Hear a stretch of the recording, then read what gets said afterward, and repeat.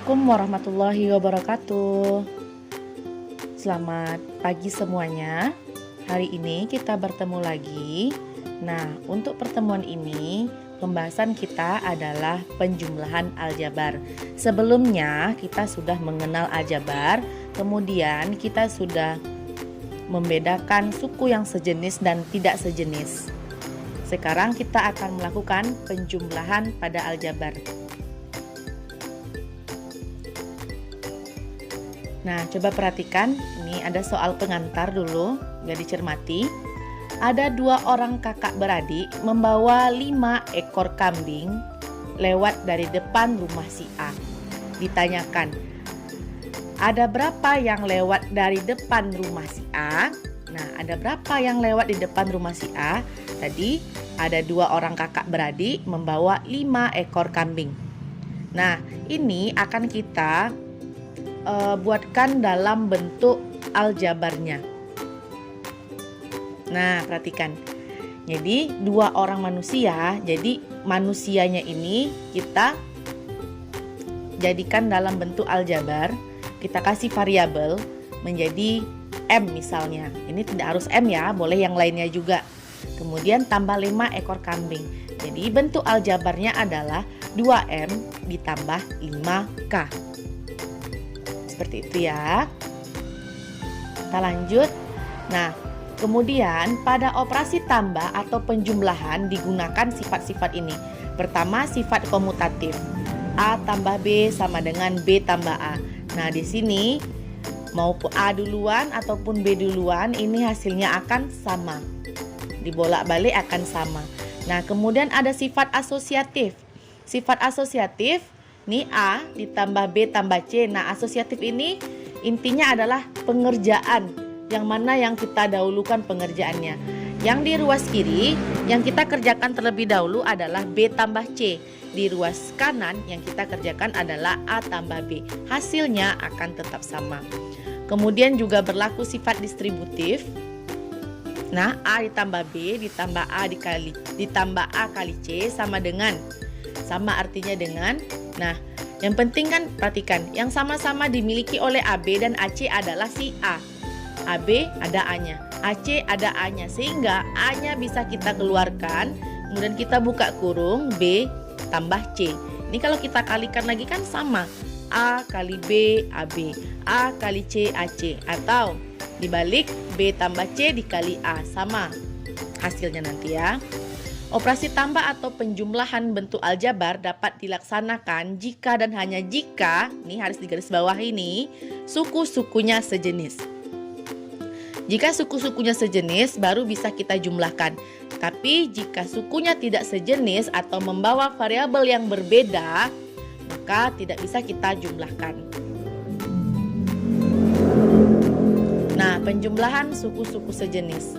Penjumlahan suku-suku sejenis dapat dilakukan jika suku-suku tersebut memiliki, nah ini syaratnya ya, variabel yang sama, kemudian pangkat variabelnya sama. Misalnya nanti ada bilangan berpangkat, maka pangkat variabelnya sama. Misalnya X kuadrat harus sama dengan X kuadrat. Walaupun sama-sama X ya, misalnya satunya itu X, kemudian satunya lagi itu X kuadrat. X dengan X kuadrat itu berbeda karena yang satunya pangkatnya cuma 1 yaitu X saja, berarti itu pangkat 1. Kemudian satu lagi X kuadrat pangkatnya 2, jadi pangkatnya berbeda. Jika X dengan X kuadrat itu tidak sesuku, tidak sejenis sukunya. Kita lanjut contoh soal. Selesaikanlah bentuk aljabar berikut ini. 1. 4A ditambah 2A 2, 5M ditambah 3M. Perhatikan, untuk 4A ditambah 2A variabelnya sudah sama-sama A. Berarti 4A dan 2A ini sejenis, sehingga bisa kita jumlahkan. Jika variabelnya sudah sejenis, yang kita lihat adalah koefisiennya saja. Koefisiennya saja yang kita jumlahkan, berarti 4 ditambah 2. Karena variabelnya A, berarti 4 tambah 2A. Kemudian hasilnya adalah 6A. Berarti yang kita jumlahkan di sini adalah koefisiennya. Paham ya? A-nya jangan jadi 2A karena A sini ada A, di sini ada A jadinya 2A. Tidak. Tapi yang kita jumlahkan adalah koefisien saja. 4 ditambah 2 berarti 6. Karena dia membawa variabel A menjadi 6A. Kemudian 5M ditambah 3M sama dengan 5 ditambah 3 berarti 8M.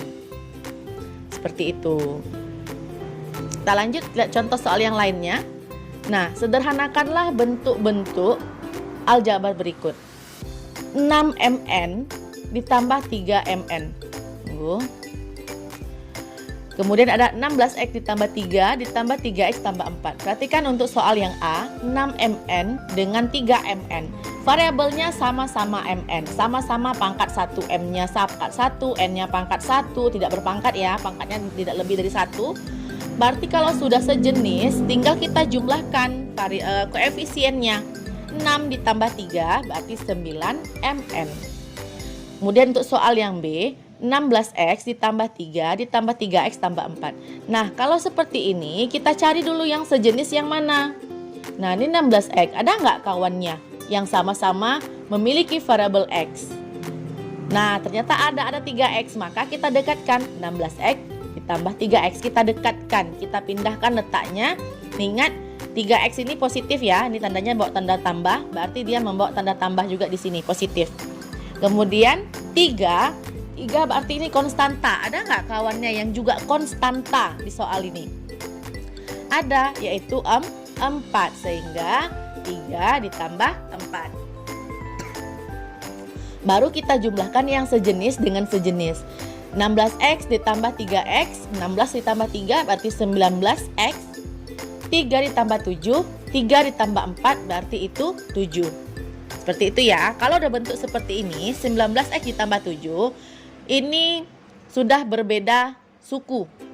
Tidak sejenis sukunya. Satu membawa X, satu adalah konstanta, tidak memiliki variabel. Kalau berarti sampai di sini saja pengerjaannya. Kita lanjut. Kita lihat contoh soal berikutnya. Sederhanakanlah bentuk-bentuk aljabar di bawah ini. 2A ditambah 4B ditambah 3A. Perhatikan. 2A ditambah 4B ditambah 3A, kita cari yang sejenis. Ini A, berarti di sini ada variabel A sama B. Kita dekatkan yang variabelnya sama atau yang sejenis. 2A sejenisnya dengan 3A, dekatkan. Kemudian masih ada 4B, tuliskan 4B-nya. 2A ditambah 3A sejenis, berarti kita bisa jumlahkan 2 ditambah 3, 5A. Kemudian 4B ini tidak memiliki teman, tidak ada kawannya di sini, sehingga kita tidak bisa melanjutkan untuk 4B. Berarti 4B-nya tetap ditulis saja, sehingga jadinya 5A ditambah 4B. Ini sudah berbeda ya jenisnya, sukunya. Nah, jadi ingat, kalaupun dia tidak memiliki teman, tetap dituliskan saja.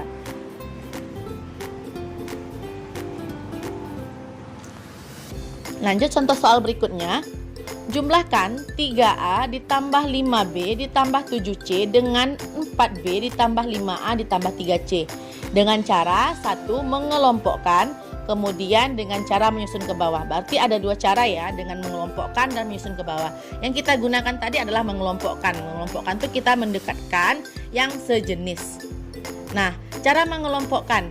Nah, ini kan yang dijumlahkan tadi, 3A ditambah 5B ditambah 7C ditambah 4B ditambah 5A ditambah 3C. Baru kita katanya mengelompokkan, berarti kita dekatkan yang sejenis. 3A, cari temannya di sini ada 5A. 5B, temannya sebelah sini adalah 4B. 7C, temannya adalah 3C. 5 tambah 3, 8. 5 tambah 4, 9. 7 tambah 3, 10, berarti 8A ditambah 9B ditambah 10C. Coba diperhatikan baik-baik. Jadi kita harus jeli mencari mana yang sama. 3A, cari. Ada nggak 3A lagi? Nah, maksudnya bukan 3A lagi ya. Maksudnya kita cari yang sejenis, yang sama-sama A juga, yang membawa variabel A. Ada 5A. 5B berarti variabelnya B, cari variabelnya B juga. Nah, 4B. Seperti itu. Nah, berikutnya cara menyusun ke bawah. Tadi soalnya adalah 3A ditambah 5B ditambah 7 dijumlahkan dengan 5A ditambah 4B tambah 3C. Cara menyusun ke bawah ini, Ini menurut juga gampang. Kenapa? Kita harus meletakkan dia sejajar dengan yang sama atau dengan yang sejenis. 3A dengan 5A, kemudian 5B dengan 4B, 7C dengan 3C. Ini nanti gampang kita menjumlahkannya. Baru kita jumlahkan 3 tambah 5, 8. Udah sama-sama A ya. Kemudian 5 ditambah 4, 9B, 7 ditambah 3, 10. Jadi kalau seperti ini kita harus meletakkannya itu sejajar dengan yang sama. Gimana kalau seandainya ada misalnya D? Ada D di sini misalnya, tambah 8D, tapi di ruas bawahnya tidak ada D, tidak apa-apa. Berarti ini tanggal 8D, berarti 8D-nya langsung turun ke bawah, gitu aja. Oke, kita akan masuk pengurangan bentuk aljabar. Tadi baru penjumlahan ya, sekarang masuk ke pengurangan bentuk aljabar. Sebenarnya intinya sama saja, antara penjumlahan dan pengurangan itu sama, cuma mungkin sifat-sifatnya ada yang berbeda. Nah, ini sifat-sifat operasi pengurangan.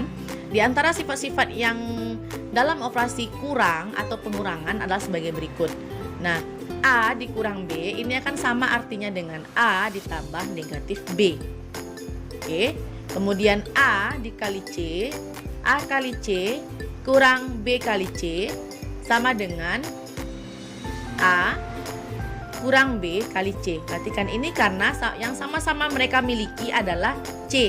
AC punya si C, BC punya C. Yang sama-sama dimiliki adalah C, sehingga C-nya yang kita keluarkan. Jadi ini akan sama hasilnya. Sedangkan untuk sifat komutatif yang A kurang B sama dengan B kurang A itu tidak berlaku.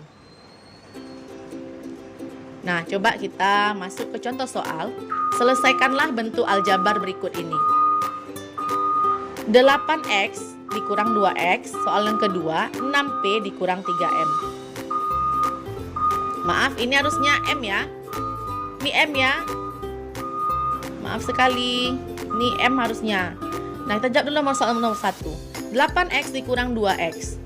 Sudah sama-sama X. Maka sudah sama-sama X berarti tinggal kita kurangkan. 8 dikurang 2 sama dengan 6X. Nah, untuk soal berikutnya, kalau seandainya ini kan salah ketik nih. Kalau seandainya ini M, 6 sama-sama M berarti sudah satu variabel, sudah sama variabelnya. 6 dikurang 3 berarti 3M. Tapi kalau seandainya sini memang P, 6P kurang 3M, maka ini tidak bisa kita jumlahkan atau kurangkan atau apa-apain. Kenapa? Karena yang satunya variabelnya P, yang satu lagi variabelnya M, berbeda suku. Nah, ini jelas ya kalau seandainya sukunya sama atau sukunya berbeda. Ini berarti ini salah ketik ya, karena di sini pengerjaannya menurutnya sama nih. 6 dikurang 3 berarti sini harusnya M. Itu ya. Nah, berikutnya kurangkan 5P dikurang 3Q dari, perhatikan ada kata-kata dari 9P kurang 6Q. Nah, perhatikan kalau kurangkan ini dari ini berarti si pengurang yang akan dikurangkan itu siapa? Berarti 9P kurang 6Q dikurang 5P kurang 3Q. Kan katanya ada kata dari, berarti ini yang kita kurangkan. Maka, nah ini, nih ingat bahwa A dikurangkan dari B, artinya B kurang A, bukan A kurang B. Nah, dikurangkan dari, nih ada kata-kata dari, berarti B kurang A gitu. Hasil pengurangan ini, kita perhatikan 9P dikurang 6Q dikurang 5P dikurang 3Q. Nah, ini kan masih dalam tanda kurung, karena ini kan ada 2. Ini masih kita buat tanda kurung, kemudian kita buka kurungnya. Kita buka kurungnya, perhatikan di depan tanda kurung yang pertama ini, depan tanda kurung ini tidak ada apa-apa, berarti ini positif. Berarti ini positif, berarti jika kita ke positif 1, positif 1 kali 9P, 9P. Positif kali negatif 6, positif kali negatif hasilnya tetap negatif, berarti negatif 6Q. Kemudian ini berikutnya kita akan buka kurung yang kedua, negatif dalam kurung 5P dikurang 3Q. Berarti negatifnya waktu kita membuka kurung kita kalikan ke dalam. Ini depan berarti kan ada negatif 1. Negatif 1 kali 5P. Negatif kali positif menjadi positif, sehingga negatif 5P menjadi negatif 5P. Kemudian negatif 1 dikali negatif Q. negatif 3Q. Negatif kali negatif hasilnya adalah positif. Di sini jangan sampai salah ya. Berarti jadinya ditambah 3Q. Nah, jadi atau bisa kita simpulkan gini. Jika kita membuka kurung, jika di depannya positif, maka angka yang di dalamnya atau tanda yang di dalamnya akan tetap sama. Nih, tetap 9P, tetap negatif 6Q. Tapi kalau seandainya di sini di depan tanda kurungnya itu adalah tanda negatif, maka semua yang dalam ini akan berubah tanda. Yang positif menjadi negatif, yang negatif menjadi positif. Nah, kita ulangi lagi ya. Jika kita akan membuka tanda kurung, kita harus perhatikan tanda di depan tanda kurung. Kalau tidak ada apa-apa seperti ini atau tanda positif, maka angka dan tanda yang di dalam ini akan tetap sama. Yang positif akan tetap positif, yang negatif akan tetap negatif. Nih, tetap 9P. Yang ini juga tetap min 6Q. Tapi seandainya jika tanda di depan kurung adalah negatif, maka yang di dalam kurung ini akan berubah tanda. Yang positif menjadi negatif, negatif menjadi positif. Nih contohnya, di sini kan di dalam tadi 5P ini positif. Setelah dibuka kurung, dia menjadi negatif 5P. Kemudian yang awalnya negatif 3Q kan negatif, berubah menjadi positif 3Q. Baru kita lanjut. Kita kelompokkan, kita dekatkan yang sama-sama, yang sejenis. Variabel kita di sini ada P dan Q. Kita dekatkan yang sama-sama P. 9P. Lah kawannya 9P ada 5P. Min 5P. Bawa minnya ya. Minnya dibawa, jangan jadi berubah tanda tambah pula nanti. Kemudian negatif 6Q. Nih di depan 6Q ini ada negatif, berarti negatif 6Q. Temannya negatif Q juga adalah positif 3Q, berarti tambah 3Q. Berarti yang di depannya ini harus dibawa dia nih. Nah, depannya min 6Q, min 5P, positif 3Q. Baru selesai itu kita kurangkan atau perlu kita tambahkan. 9 kurang 5, 4. Negatif 6 tambah 3, negatif 3. Atau cara nyusun ke bawah juga boleh. Bentuk menyusun. 9P kurang 6Q dikurang 5P kurang 3Q. Kita letakkan dia sejajar yang sejenisnya. 9P dengan 5P dikurang ya. 9 kurang 5, 4P. Kemudian min 6 kurang min 3. Min 6 kurang min. Berarti min 2 kali. Min menjadi positif. Seperti itu ya. Nih ulang lagi. Min 6 kurang min. Atau min 6Q min 3Q. Berarti min ada 2, berarti berubah menjadi tanda tambah. Berarti min 6 tambah 3. Min 6 tambah 3 hasilnya min 3Q. Oke, masih ingat ya untuk materi ini kita. Materi yang kemarin itu yang bentuk bilangan bulat. Soal berikutnya, selesaikanlah bentuk aljabar berikut ini. 3X dikurang 2Y dikurang X kurang 3Y. Ini masih dalam bentuk tanda kurung ya. Sehingga seperti tadi, jika dalam bentuk tanda kurung, kita harus keluarkan dia dari tanda kurungnya. Dengan cara kita harus perhatikan tanda di depan tanda kurung. Nah, kalau seperti ini berarti ini positif, sehingga yang di dalamnya itu akan tetap. Yang positif akan tetap positif, negatif akan tetap negatif. 3X tetap positif, min 2Y tetap negatif. Kemudian di depan tanda kurung yang kedua ada tanda negatif. Sehingga yang di dalamnya sini akan berubah tanda. Yang X ini awalnya positif akan berubah menjadi negatif X. Kemudian ini min 3Y akan berubah menjadi positif 3Y. Baru setelah itu kita dekatkan. Kita kelompokkan yang sejenis. Kita dekatkan yang sejenis dengan sejenis. 3X, apakah ada variabel yang sama-sama X? Ada, yaitu yang min X. Sehingga 3X dikurang X. Ingat tanda yang depan ini harus dibawa ya. Ini kan min X, berarti tanda di sini juga min X. Kemudian min 2Y, temannya adalah positif 3Y. Min 2Y ditambah 3Y. Baru kemudian kita kurangkan. Kalau seperti ini berarti ini 1 ya. Kalau X saja atau Y saja berarti itu depannya itu 1. Karena 1 pada aljabar tidak perlu kita tuliskan. 3X dikurang X berarti itu 2X. 3 kurang 1 berarti 2. Kemudian min 2 ditambah 3. Min 2 tambah 3 itu adalah 1. Berarti kita nulisnya adalah Y-nya saja. 1Y sebenarnya kan. Tapi kan kita tulis cukup variabelnya saja. Satunya tidak perlu kita tuliskan. 2X tambah Y ini sudah berbeda jenis. Berarti tidak bisa kita jumlahkan lagi. Kita lanjut soal nomor 4. Kurangkan bentuk aljabar berikut. 7X dikurang 3Y dikurang 5X dikurang 2Y. Nah, penyelesaiannya 7X dikurang 3Y dikurang 5X dikurang 2Y. Berarti kita kelompokkan atau kita dekatkan yang sejenis. X dengan X, Y dengan Y. 7 dikurang 5 berarti itu 2X. Minus 3 dikurang 2, min 3 kurang 2 berarti min 5Y. Baiklah, sampai di sini pembahasan kita tentang aljabar, yakninya materi penjumlahan dan pengurangan aljabar.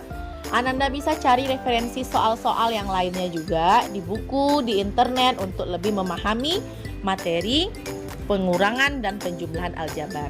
Sebenarnya inti dari materi penjumlahan dan pengurangan ini adalah kita hanya bisa menjumlahkan atau mengurangkan bentuk aljabar itu hanya jika mereka itu sejenis atau membawa variabel yang sama. Jika variabelnya berbeda, maka tidak bisa kita jumlahkan. Jadi kita mengubahnya dalam bentuk lebih sederhana adalah kita dengan menjumlahkan atau mengurangkan bentuk yang sejenis. Seperti itu. Kemudian juga harus lebih teliti lagi dalam penjumlahan dan pengurangan karena di sini juga masuk bilangan bulat ya, positif, negatif. Jangan lupa juga tanda yang di depan angka itu milik dia. Misalnya min 3A. Berarti kalau kita pindahkan letaknya, waktu kita mengelompokkan dia, maka min 3-nya itu tanda minnya itu juga harus dibawa. Seperti itu. Nah, itu yang Ananda sering ceroboh. Harus lebih teliti lagi penjumlahan dan pengurangan, harus dimantapkan lagi materinya, cari sumber-sumber yang lainnya juga biar lebih paham. Kemudian juga bisa langsung menghubungi jika ada yang ingin dipertanyakan. Nah, sekian. Terima kasih atas perhatiannya. Assalamualaikum warahmatullahi wabarakatuh.